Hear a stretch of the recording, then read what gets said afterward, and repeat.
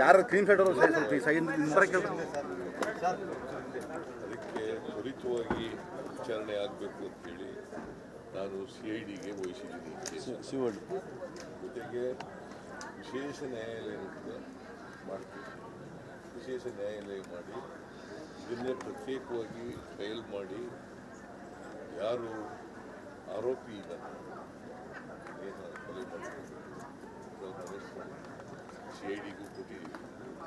ಅವ್ರನ್ನ ಆದಷ್ಟು ತೀವ್ರವಾಗಿ ತ್ವರಿತವಾಗಿ ಅವರಿಗೆ ಶಿಕ್ಷೆ ಕೊಡಿಸ್ತಕ್ಕಂಥ ಮ್ಯಾಕ್ಸಿಮಮ್ ಇಂಡಿಯನ್ ಪೀನಲ್ ಕೋಡ್ನಲ್ಲಿ ಏನು ಶಿಕ್ಷೆ ಇದೆ ಆ ಶಿಕ್ಷೆ ಕೊಡಿಸಲಿಕ್ಕೆ ಪ್ರಯತ್ನ ಇದೆ.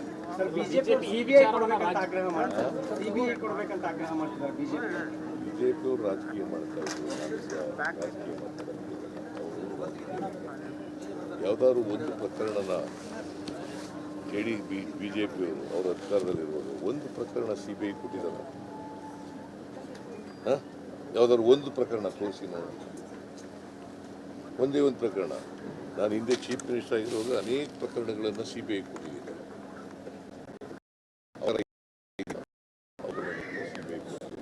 ನಾನು ಇದು ಮಾಡಕ್ಕೆ ಹೋಗಲ್ಲ.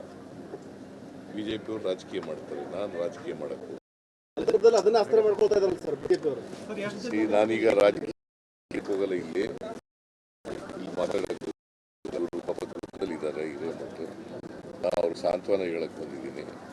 ಸೊ ಅವ್ರಿಗೆ ಧೈರ್ಯ ತುಂಬತಕ್ಕಂಥ ಕೆಲಸ ಮಾಡಿದ್ದೀವಿ. ಈಗ ಅವ್ರ ಜೊತೆ ನಾವು ಇರ್ತೀವಿ. ಅವ್ರಿಗೆ ಹೆಣ್ಮಗಳು ನೇಹ ಅವ್ರ ದುಃಖ, ಅವ್ರ ಸಾವಿನ ದುಃಖ ಪರಿಸ್ತಕ್ಕಂಥ ಶಕ್ತಿ ಕೊಡಲಿ ಅಂತೇಳಿ ದೇವರಿಗೆ ಪ್ರಾರ್ಥನೆ ಮಾಡ್ತಾರೆ. ಸರ್, ಕುಟುಂಬದ ಎರಡು ಪ್ರಮುಖ ಬೇಡಿಕೆಗಳು. ಒಂದು, ಫಯಾಜ್ರಿಗೆ ಆಗಲೇ ಬಂಧನ ಆಗಿದೆ, ಆತನಿಗೆ ಕುಮ್ಮಕ್ಕು ಕೊಟ್ಟಂತವ್ರನ್ನ ಬಂಧನ ಮಾಡಬೇಕು. ಎರಡನೇದು, ಈ ಸೂಕ್ತ ರಕ್ಷಣೆ ಕೊಡಬೇಕು. ಯಾರ್ಯಾರೋ ಬಂದು ಜೀವ ಬೆದರಿಕೆ ಅಂತಂದು ಕೊಡ್ತೀವಿ. ಆ ಆಂಗಲ್ನಲ್ಲೂ ಕೂಡ ತನಿಖೆ ಮಾಡಕ್ಕೆ ಬೇರೆಯವರು ಸೇರಿದಾರ ಅನ್ನೋದು ಆಂಗಲ್ನಲ್ಲೂ ಕೂಡ ತನಿಖೆ ಮಾಡಕ್ಕೆ